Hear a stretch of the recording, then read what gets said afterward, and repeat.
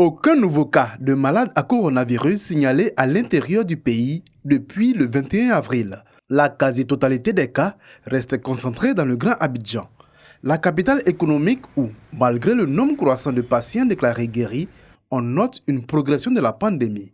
La meilleure façon de freiner cette progression, c'est le respect des mesures barrières, aussi contraignantes soient-elles. C'est ensemble, discipliné et responsable, qu'on en viendra à bout.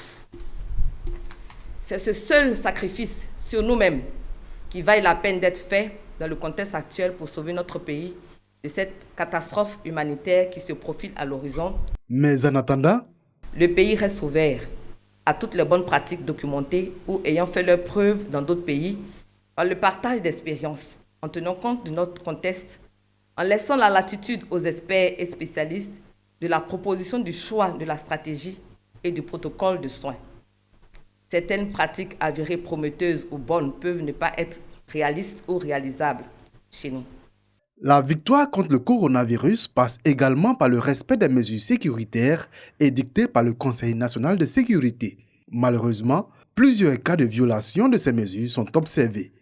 Espérons, au nom de Monsieur le ministre de la Sécurité et de la Protection civile, que l'attitude négative de ces individus réfractaires ne biaise à terme les efforts de tous et induise des mesures beaucoup plus radicales au niveau de nos décideurs.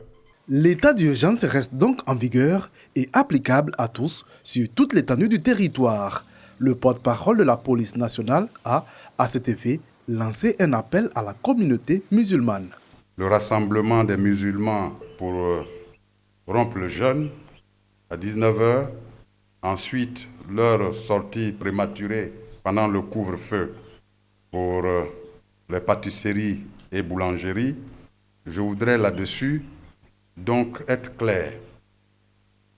Les mesures qui ont été édictées après donc l'instauration de l'état d'urgence le 23 mars dernier par le chef de l'État restent en vigueur.